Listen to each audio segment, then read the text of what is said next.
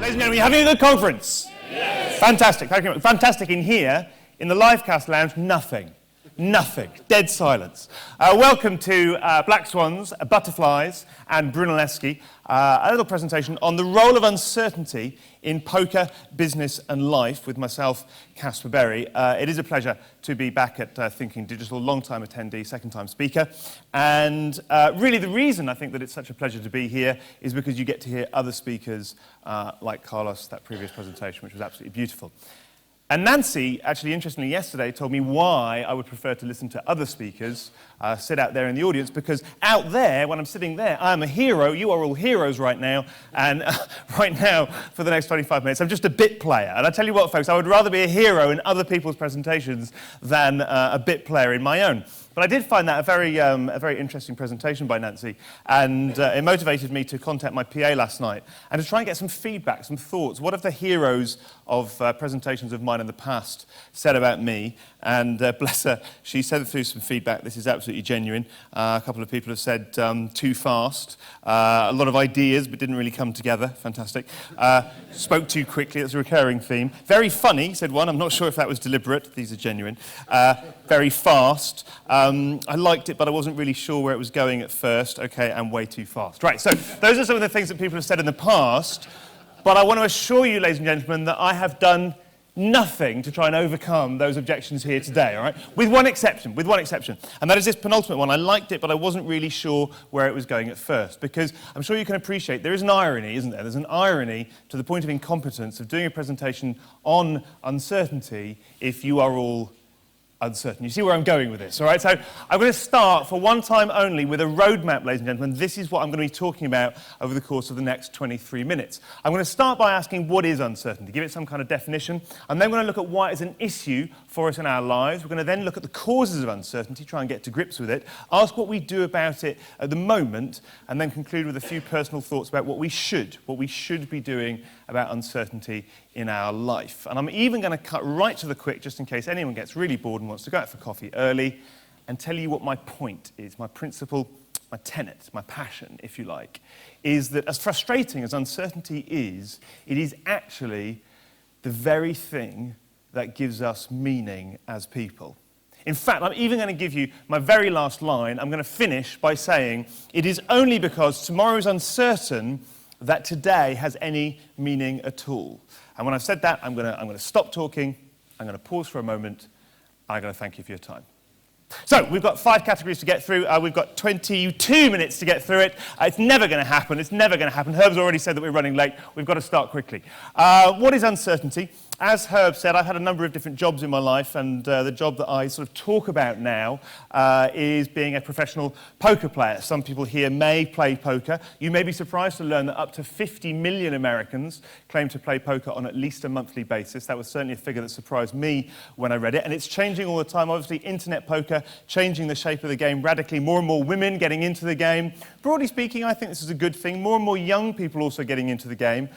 Frightening sometimes. I'm okay with this.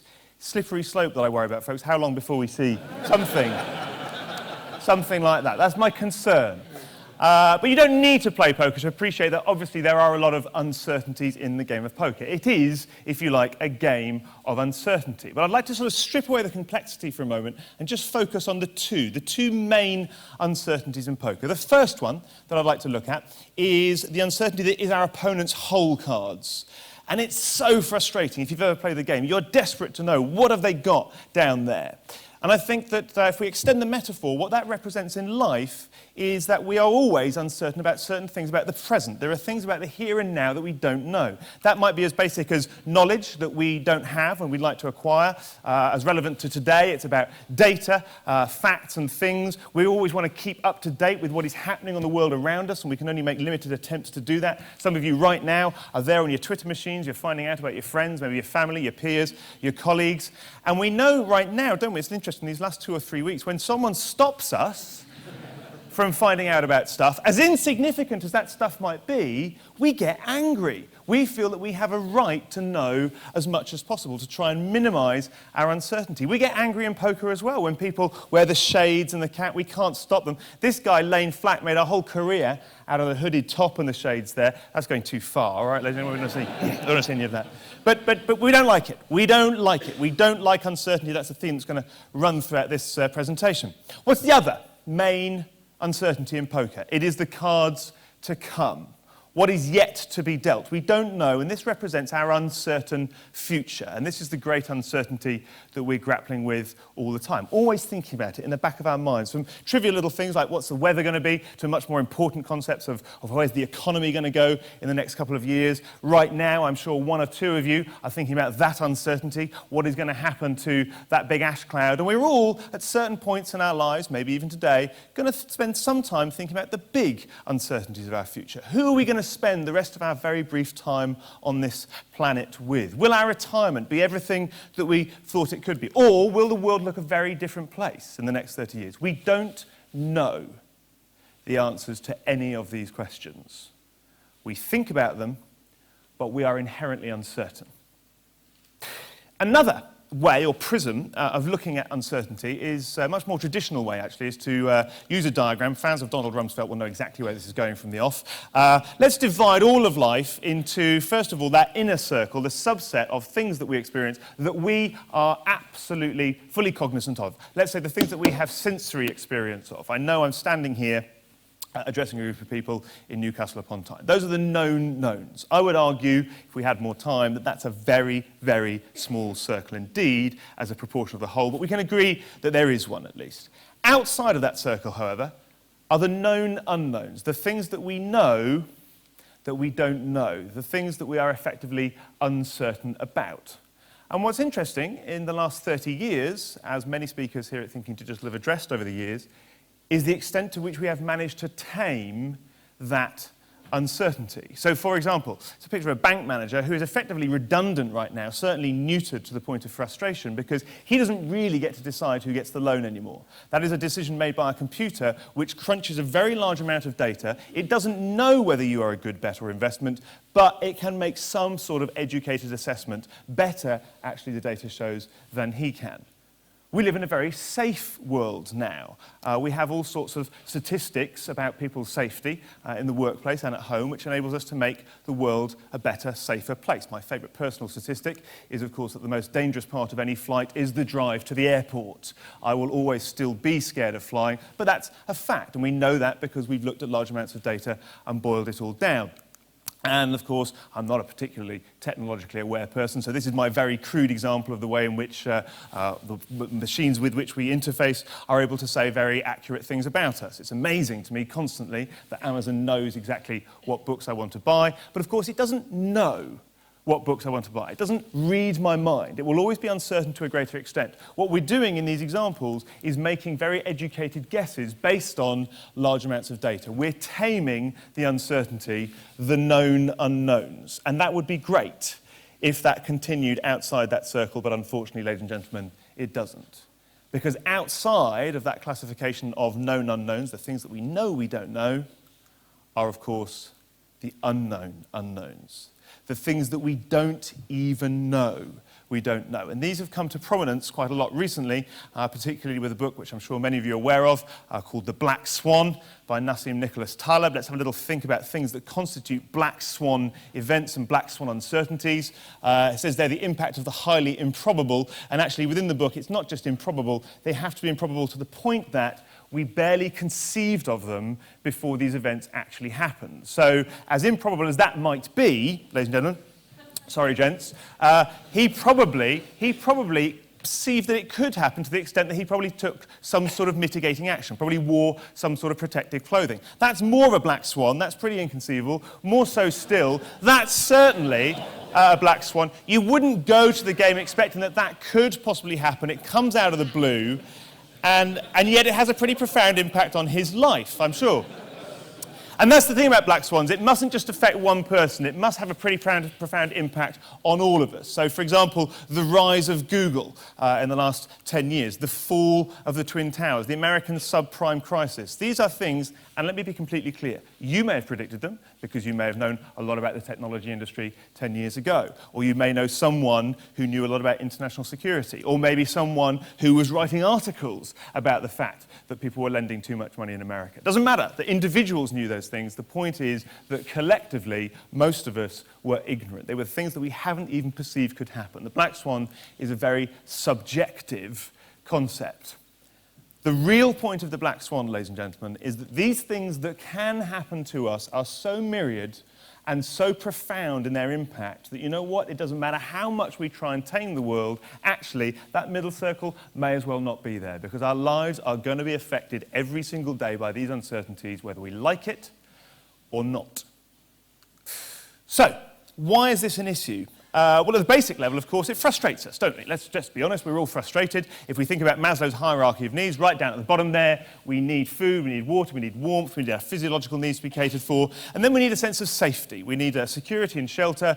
We need some sense of certainty. It's a basic need that we have. We need some sense that tomorrow will be like today, or at least that we can predict what it holds. Studies have proved this. Psychologists have done their favourite trick of splitting a group of people into two subsets, and they've given Group A quite large electric shocks, but crucially, they've told Group A exactly when they're going to strike.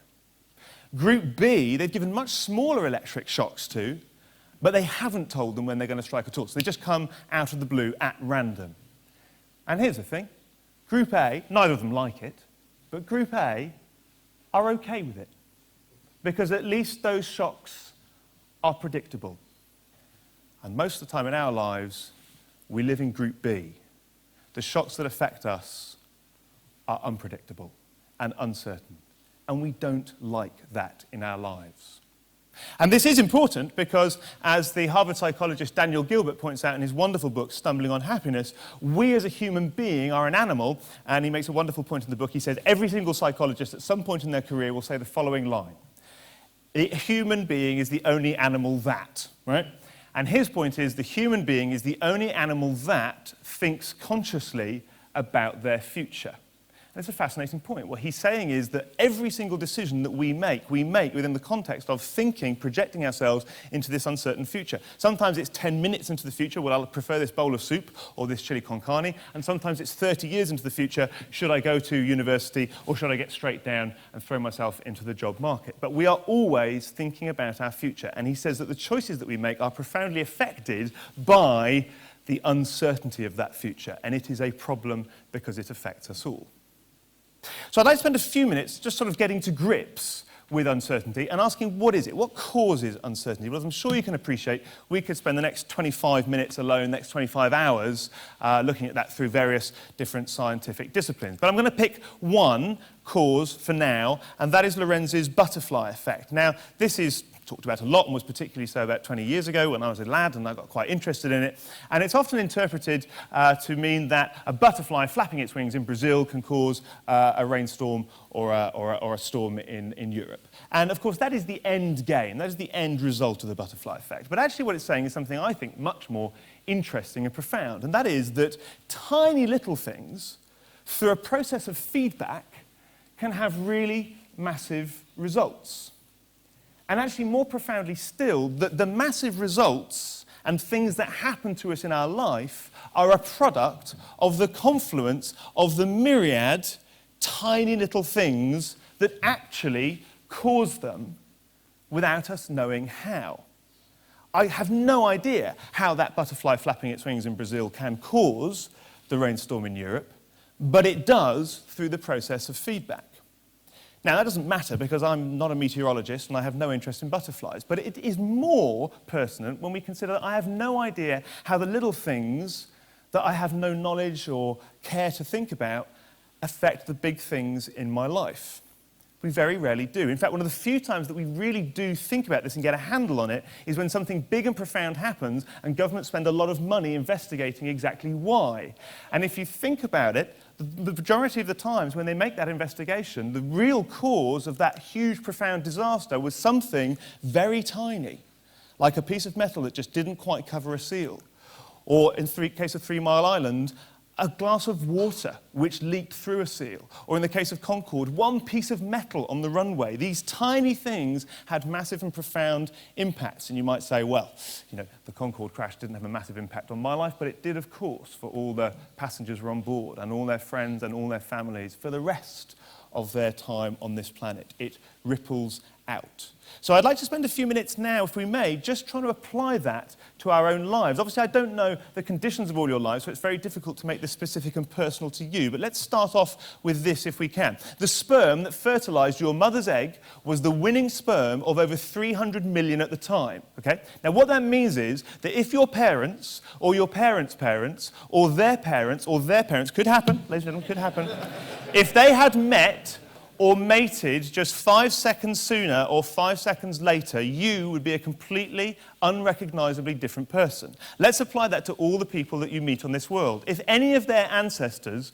going back to the beginning of time, had met or mated 5 seconds sooner or 5 seconds later, then their impact on your life would be completely different, and the whole of your life, as you know it, would be totally and utterly unrecognisable. Change something tiny, have a massive impact. What if he had lived and he had died? What might the world look like then? Throw it around. What if he had lived and he had died?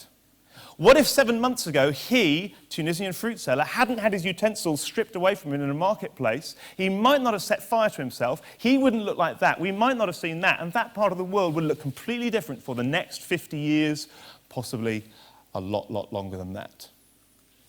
If he, Warren Buffett, had been able to operate his mobile phone in September 2008, he, by his own admission, would have received a message from the chairman of Lehman's offering him what he described subsequently as very favourable terms to come in and rescue this company. He might have done it, we might not have seen that, we might not see that, and the whole of our financial futures right now might look very different if one man could operate his mobile phone.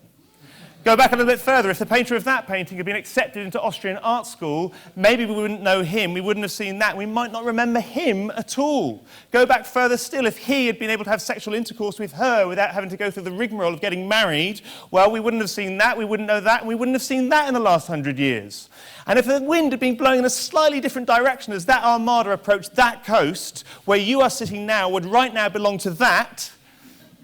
On the plus side, our fans would look like that, our strike force would look like that, and we'd be the holders of that and that. So it's very different, isn't it? It's a very different world.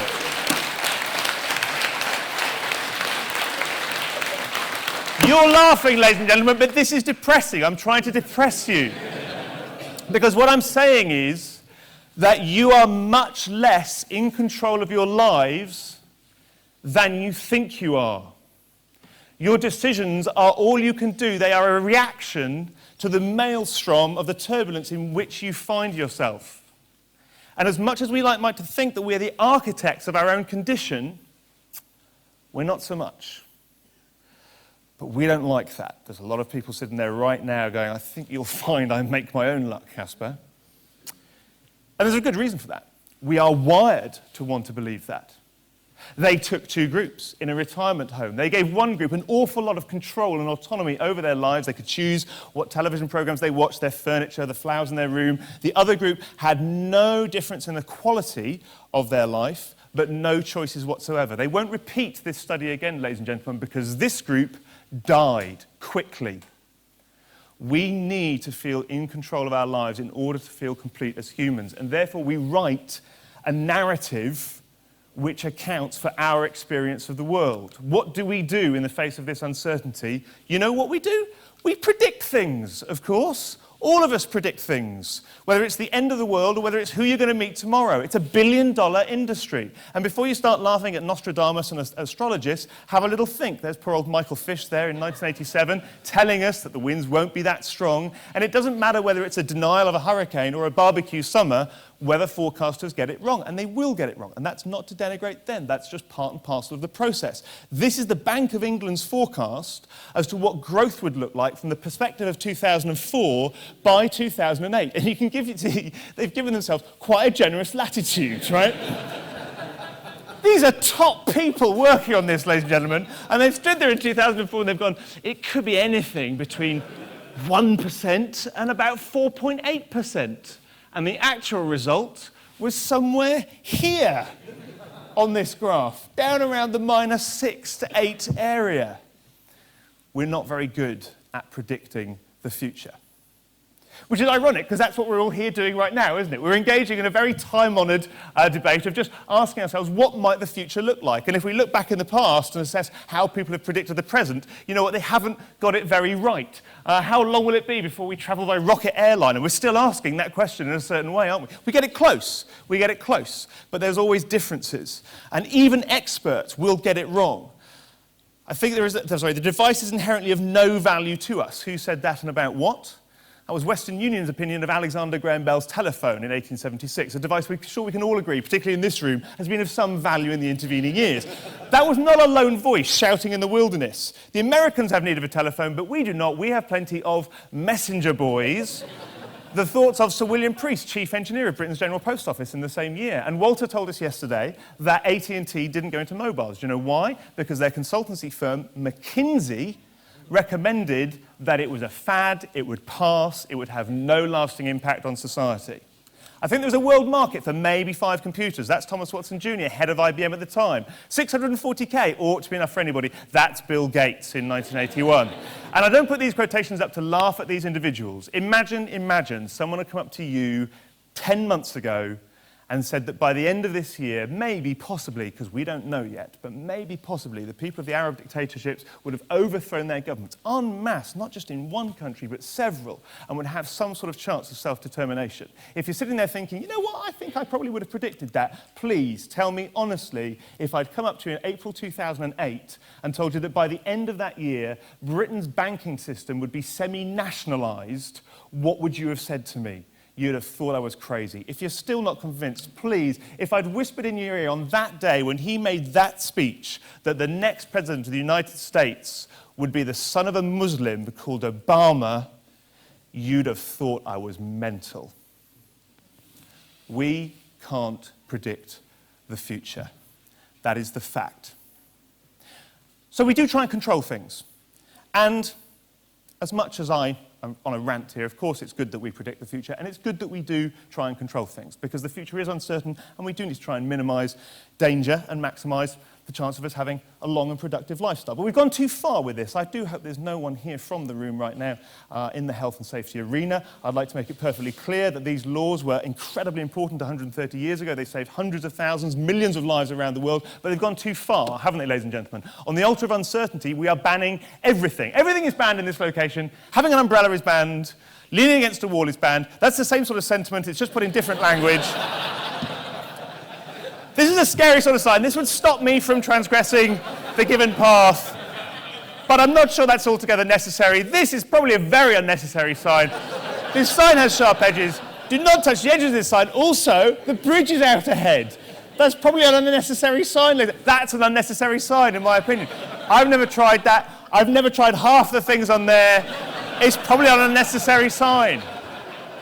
That is probably an unnecessary sign. No one's going to try and do that. And you can't write this next one, caution surface is hot. And there it is again in Braille, ladies and gentlemen. In Braille.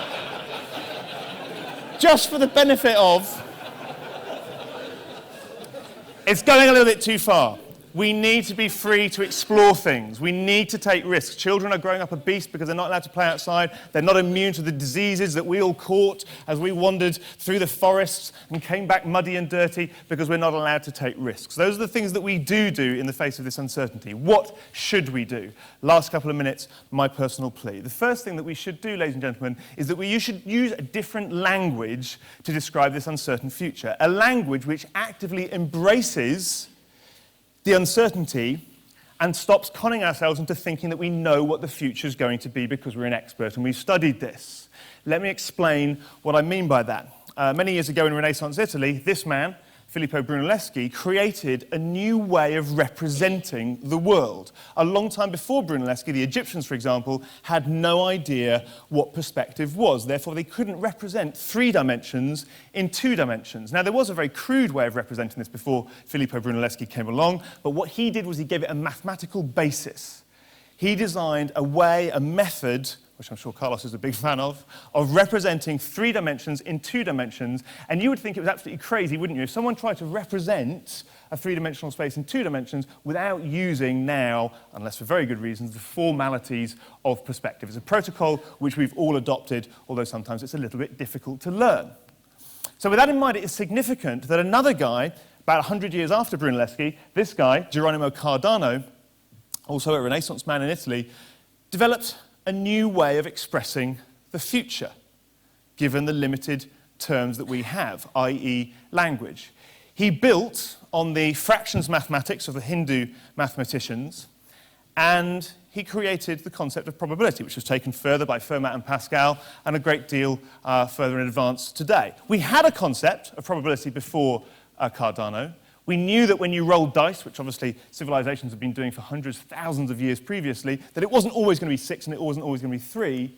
But right now we have a very sophisticated way of talking about this uncertain future by using the language of probability. And I would implore us to start doing that ourselves personally. When we think about our own personal futures, when we're talking about any possible future in this world, let's start using the language of probability to say, you know what, it's not definitely going to happen, and it's not definitely not going to happen. It's just one of many different futures that could happen to which I'm applying a probability. I know it's frustrating. I know when these guys now say, tomorrow there's a 30% chance of rain, you sit there and you just think to yourself, what the shit am I supposed to do with that? Go to the beach for 30% of the day, wear 30% of my trunks? It's not helpful to me. I want to know whether it's going to rain or not.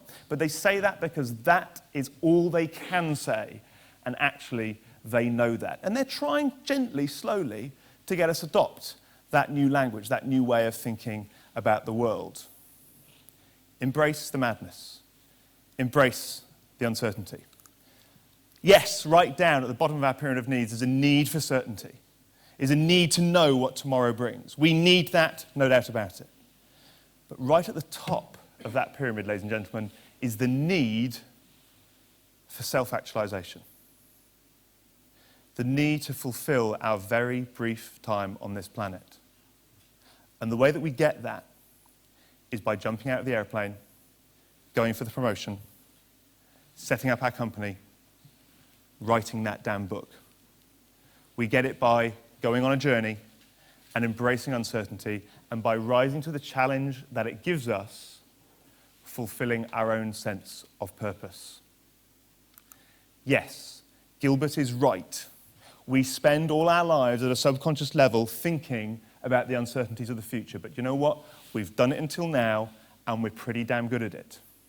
Imagine a world for a moment, just for a moment, where the next 5 minutes, the next 5 weeks, the next 5 years, 50 years on this planet is certain. You know exactly what you're going to have for lunch and exactly how it'll taste and exactly what emotion you'll get from it. You know exactly who's going to call today. You know exactly what they're going to say. You know exactly what you're going to get done. You know exactly how well your business is going to do. You know exactly how much you're going to sell it for. And you know exactly where you're going to end up at the end of your brief time on this planet. That's a very boring world. In fact, you might say, it is only because tomorrow is uncertain that today has any meaning at all. And I'm going to stop speaking, pause for a moment, and thank you all for your time.